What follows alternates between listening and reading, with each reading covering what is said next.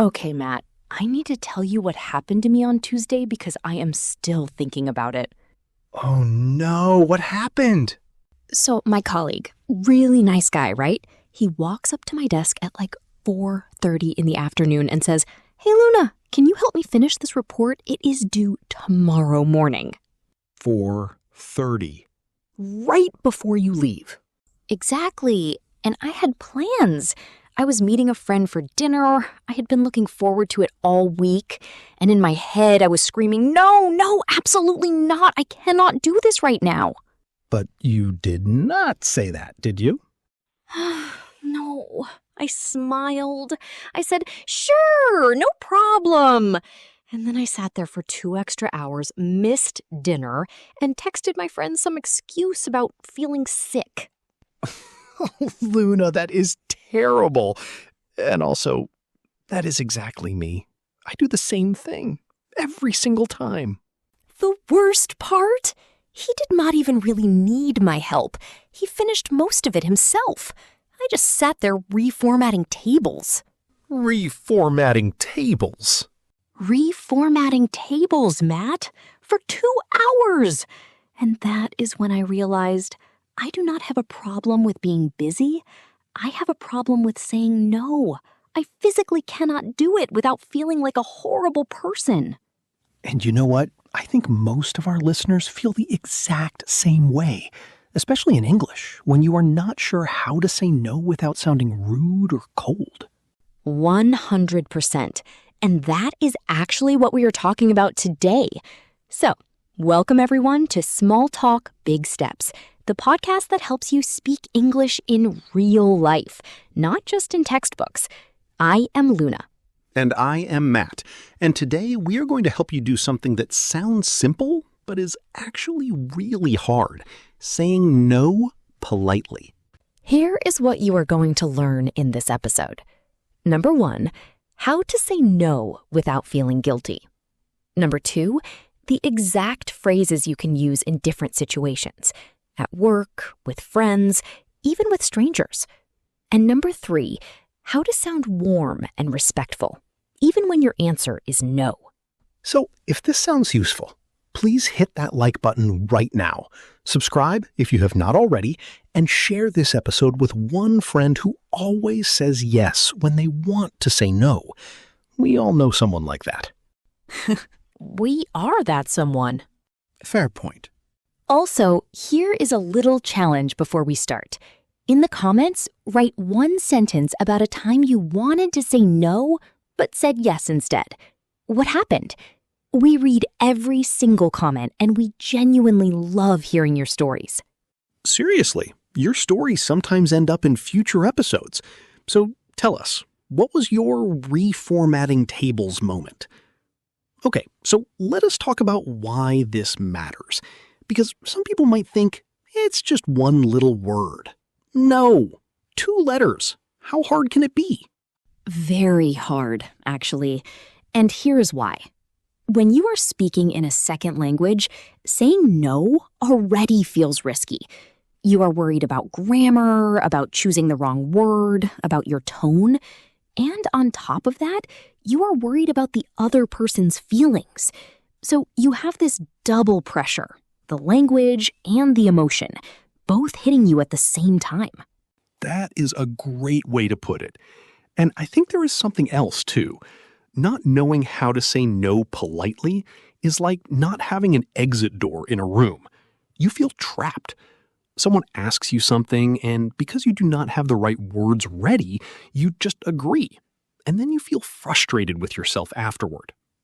Yes. And the thing is, in English, there are so many beautiful, polite, gentle ways to say no. Native speakers do it all the time. They say no, and the other person does not even feel bad about it.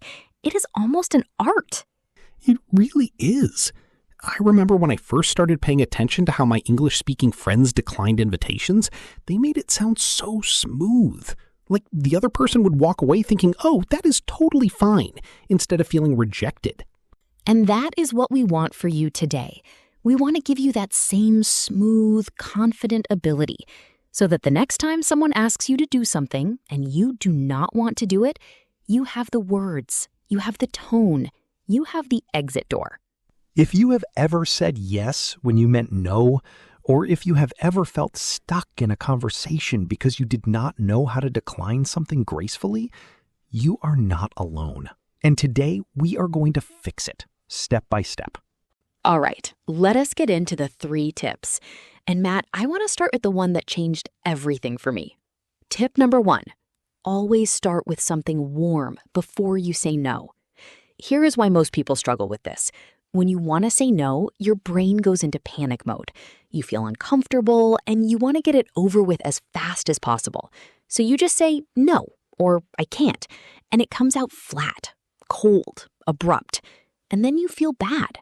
Right. It is like ripping off a bandage. You think doing it fast will hurt less, but actually it just shocks the other person. Exactly. So instead, think of it like a sandwich. The top piece of bread is something warm, a thank you, a compliment, a recognition of what they asked. The filling in the middle is your no. And the bottom piece of bread is something kind, a suggestion, an alternative, or good wishes. Warm, honest, warm. The no sandwich. I love that. Okay, so give us some phrases. Sure, here are some real things you can say. That sounds really fun, but I will not be able to make it this time. Or, I really appreciate you thinking of me, but I have to pass on this one. Or, that is so kind of you to ask. Unfortunately, I already have plans. And my personal favorite, I would love to, but I just cannot right now. Those are good. And notice, none of them start with no. They all start with warmth. Exactly. Now let me show you the difference. Instead of saying, no, I can't come, try saying, that sounds amazing, honestly. I wish I could, but I already have something that evening. That feels completely different. Right? Same answer, completely different feeling.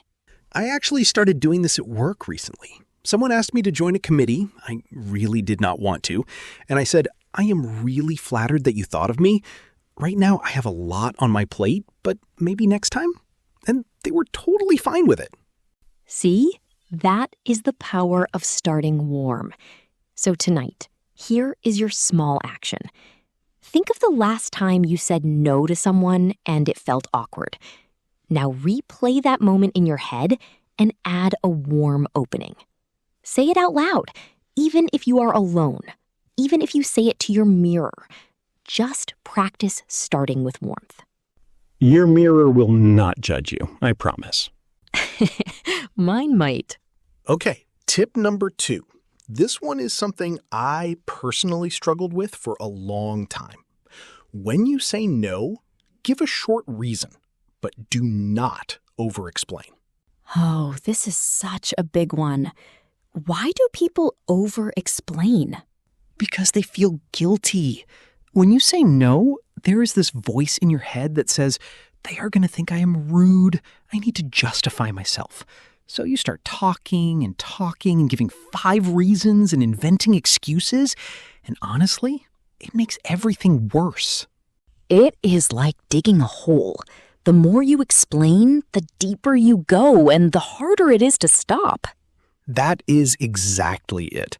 A short, simple reason is actually more powerful than a long, complicated one. It shows confidence. It shows you respect the other person enough to be honest, and you respect yourself enough to not apologize 10 times.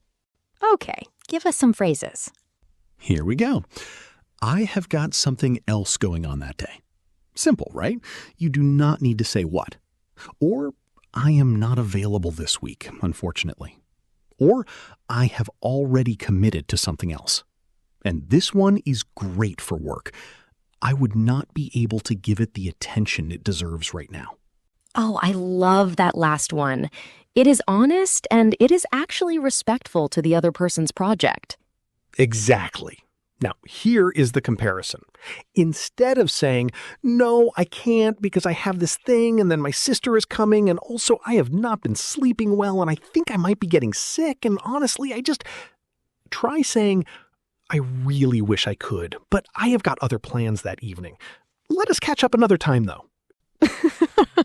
The first one sounds like me every time someone invites me somewhere. Right? We have all been there. The key is one reason is enough. You do not owe anyone a 5-paragraph essay about why you were saying no. That is such a good point. So here is your small action for tonight. Next time you practice saying no, in your head, out loud, or in a real situation, limit yourself to one reason. Just one. Short, simple, done. All right, tip number 3. And this is the one that turns a no into something that actually strengthens a relationship. When you can, offer an alternative. Ooh, this is a good one. So here is why this matters. When you just say no and stop there, even if you say it politely, the other person might feel like a door has been shut in their face. But when you say no and suggest something else, it is like saying, I care about you. I want to make this work, just not in this exact way right now. It is like, imagine someone offers you coffee and you do not drink coffee. You could say, no thanks. Or you could say, I do not drink coffee, but I would love a tea if you have one. Say no, but the second one keeps the conversation going. Exactly. So here are some phrases. I cannot do Saturday, but how about the following weekend? Or, I am not able to help with that specific task, but I could help you with the research part. Or, I will not be able to join dinner, but let us grab coffee this week sometime. And one more. That does not work for me, but here is what I can do. That last one is so useful at work. Here is what I can do. It shifts the energy from what you cannot do to what you can. Yes!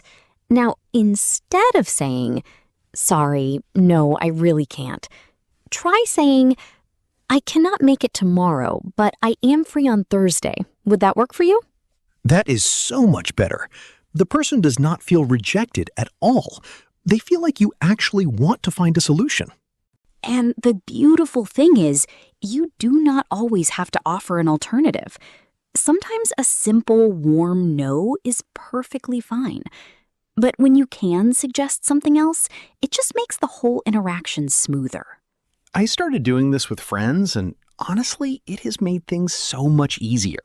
Instead of dreading the conversation, I actually feel good about it afterward. Because I was honest, but I also showed that I care. That is the goal. So tonight, here is your action. Think of one situation this week where you might need to say no. Plan your alternative in advance. Have it ready. I cannot do X, but how about Y? Just having that sentence ready in your mind will make you feel so much more confident. Okay, now let us talk about some common mistakes. And Luna, I want to say this first. If you recognize yourself in any of these, do not feel bad.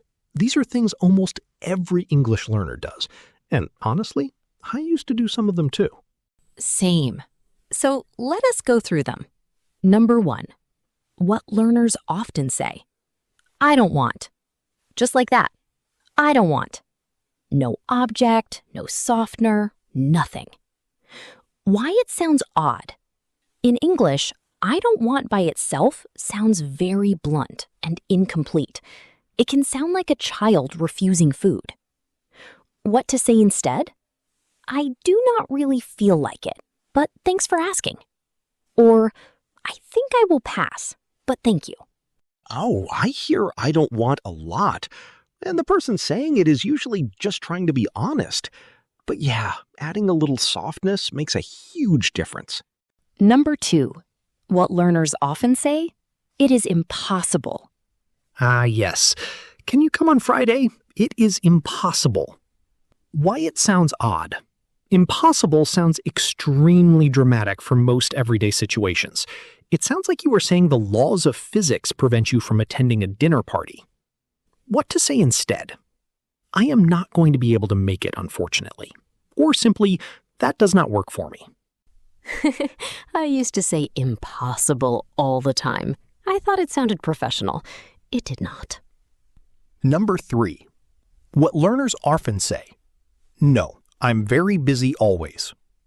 Why it sounds odd? It sounds like you are saying you will be busy for the rest of your life and you never want to be contacted again. What to say instead? Things are a bit hectic for me right now, but maybe another time? And number 4, this is not about words, this is about tone. Some learners say the right phrases, but in a very flat, serious voice. And that makes even polite words sound cold. So remember, your voice matters as much as your words. A little warmth in your tone goes a long way. Making mistakes is completely normal. Knowing the better version is what moves you forward. And now, you know it. Okay, now it is time for shadowing practice. This is where you train your mouth, not just your brain. We are going to go through the dialogue again, and this time you speak. First, we will do Sophie's lines, then Daniel's.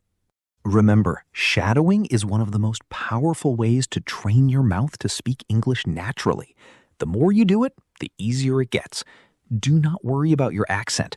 Focus on sounding natural and confident. Let's start with Sophie's lines. Listen to the line, then repeat it out loud during the pause. I recommend pausing the video to repeat each line 3 times to really get the rhythm down. Hey, Daniel, do you have a minute? So, we're organizing a farewell party for Jake next Friday, and I was wondering if you could help set everything up. It wouldn't be too much work, I think.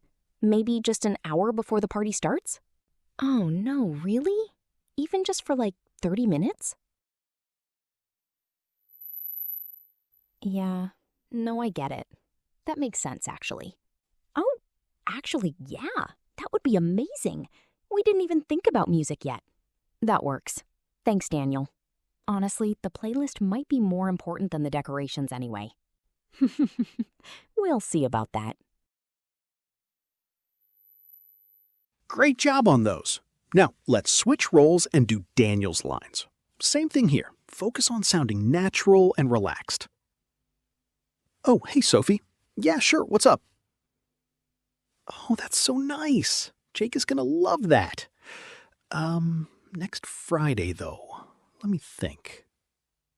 I really wish I could help, honestly, but I actually have a deadline that afternoon, and I know I'm gonna be kind of swamped. I know, I'm sorry. I wouldn't want to commit and then let you down, you know? But you know what? I could help with something else. I'm pretty good with playlists. Perfect.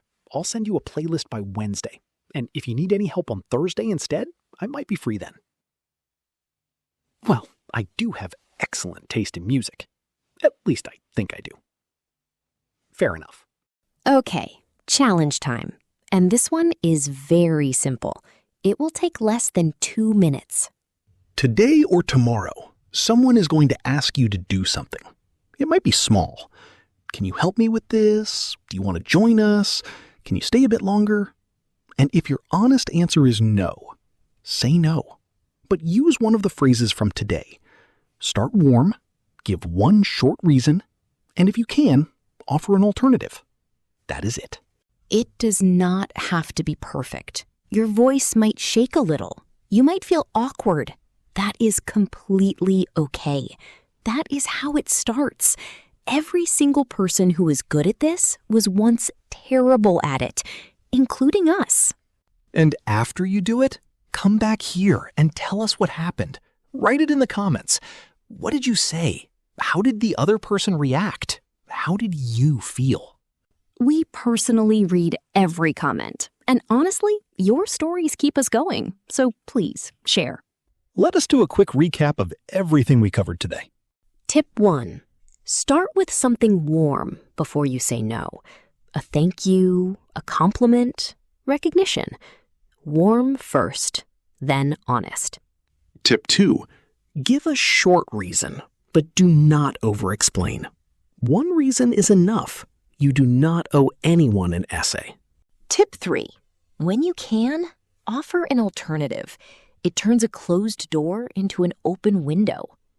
The 3 most useful phrases from today.